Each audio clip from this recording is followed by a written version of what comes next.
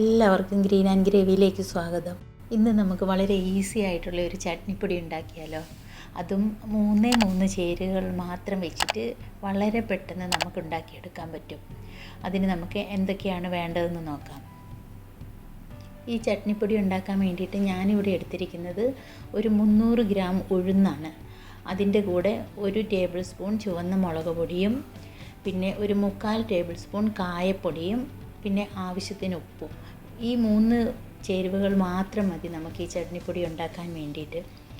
പിന്നെ ഞാനിവിടെ പറഞ്ഞിരിക്കുന്നത് ഞാൻ ഉണ്ടാക്കിയ ആ ഒരു അളവിലുള്ള പൊടിക്ക് വേണ്ടിയ സാധനങ്ങളാണ് കേട്ടോ. അത് നിങ്ങൾക്ക് ഉഴുന്ന് നിങ്ങൾ കൂട്ടിയെടുക്കുവാണെങ്കിൽ ബാക്കിയുള്ള കായപ്പൊടിയും മുളക് പൊടിയും നിങ്ങൾക്കതനുസരിച്ചിട്ട് കൂട്ടിയെടുക്കാം. ആദ്യം നമുക്കൊരു കടായി അടുപ്പത്ത് വെച്ചത് നന്നായി ചൂടായി വന്നു കഴിയുമ്പോഴത്തേക്കും നമ്മളെടുത്ത് വെച്ചിരിക്കുന്ന ഉഴുന്ന് പരിപ്പ് അതിനകത്തേക്ക് ഇട്ടിട്ട് നന്നായിട്ട് ഇളക്കി കൊടുക്കുക.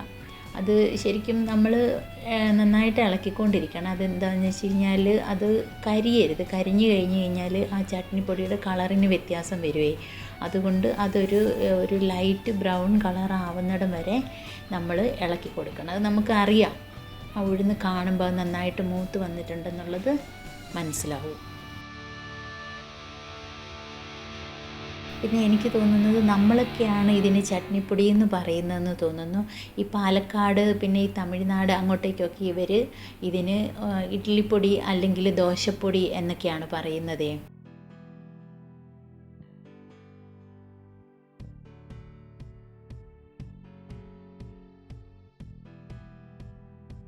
ഒരു മീഡിയം ഫ്ലെയിമിൽ വെച്ചിട്ട് വേണം കേട്ടോ ഈ ഉഴുന്ന് വറുത്തെടുക്കാനായിട്ട്. എനിക്ക് തോന്നി ഒരു 8 മിനിറ്റൊക്കെ ആകുമ്പോഴത്തേക്കും ഇത് കളറ് മാറി നന്നായിട്ട് ഫ്രൈ ആയിട്ട് വരും. അങ്ങനെ വന്നു കഴിയുമ്പോൾ നമ്മൾ ഗ്യാസ് ഓഫ് ചെയ്യണം. ഗ്യാസ് ഓഫ് ചെയ്തതിന് ശേഷം നമ്മളെടുത്ത് വെച്ചിരിക്കുന്ന മുളക് പൊടിയും കായപ്പൊടിയും ഉപ്പും കൂടി അതിനകത്ത് ഇട്ടിട്ട് നന്നായിട്ട് മിക്സ് ചെയ്ത് കൊടുക്കുക. എന്താ വെച്ചാൽ മിക്സ് ചെയ്യണമെന്ന് പറയുന്നത് ആ പൊടികൾ ആ പാനിന് നല്ല ചൂടുണ്ടാവുമല്ലോ, ആ ചൂടിൽ ഈ പൊടികൾ കരിഞ്ഞു പോകും. അതുകൊണ്ടാണ് അത് നന്നായിട്ട് ആ ഒരു ചെറിയതായിട്ടൊന്ന് മൂത്ത് വരുന്നിടം വരെ, ആ പാനൊന്ന് തണുത്ത് വരുമല്ലോ, ആ സമയം വരെ അതൊന്ന് നന്നായിട്ട് ഇളക്കി കൊടുക്കണം.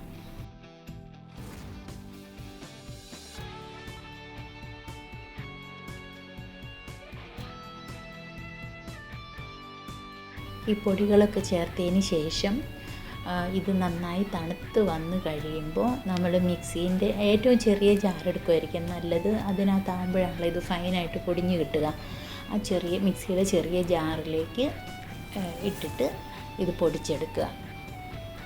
അത് ഒന്ന് ഒരു മിനിറ്റ് വേണ്ടാന്ന് എനിക്ക് തോന്നുന്നു. ഒരു മിനിറ്റിന് താഴെ മതി. അത് നമ്മളൊന്ന് ഇടയ്ക്ക് മിക്സിയുടെ ജാറ് തുറന്ന് നോക്കിയാൽ മതി. അത് നല്ല ഫൈനായിട്ട് പൊടിഞ്ഞ് കിട്ടും. അങ്ങനെ ബാക്കിയുള്ളതും നമുക്ക് ഫുള്ള് നമുക്ക് നന്നായിട്ട് പൊടിച്ചെടുക്കാം.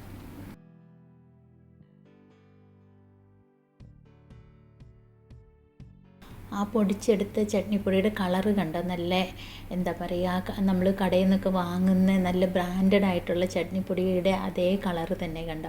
പിന്നെ ഇത് നമ്മൾ പൊടിച്ചെടുത്ത് ദോശയുടെ കൂടെയോ ഇഡ്ലിയുടെ കൂടെയോ ഏതിൻ്റെ കൂടെ നമുക്കത് കോമ്പിനേഷനായിട്ട് കഴിക്കുകയും ചെയ്യാം. നമുക്ക് വേണ്ട ആവശ്യത്തിനുള്ള പൊടി ഒരു ബൗളിലെടുത്തതിന് ശേഷം അതിനകത്തേക്ക് നമ്മൾ വെളിച്ചെണ്ണ വേണം കേട്ടോ ചേർക്കാനായിട്ട്. വെളിച്ചെണ്ണ ചേർത്ത് നന്നായിട്ട് മിക്സ് ചെയ്തെടുത്തിട്ട് നല്ല ചൂട് നെയ്റോസ്റ്റിൻ്റെ കൂടെയൊക്കെ കഴിക്കാനായിട്ട് നല്ല ടേസ്റ്റാണിത്. നിങ്ങളൊന്ന് ട്രൈ ചെയ്ത് നോക്കണം. ഈ ചട്നിപ്പൊടി നനവൊന്നും ഇല്ലാത്ത നല്ല എയർ ടൈറ്റ് ആയിട്ടുള്ള കണ്ടെയ്നറിലാക്കി സൂക്ഷിക്കുകയാണെങ്കിൽ നമുക്കൊരു 2-3 മാസം വരെയെങ്കിലും കേടുകൂടാതെ ഇരിക്കുകയും ചെയ്യും. നമ്മുടെ ആവശ്യത്തിനെടുത്ത് നമുക്ക് ഉപയോഗിക്കുകയും ചെയ്യാം.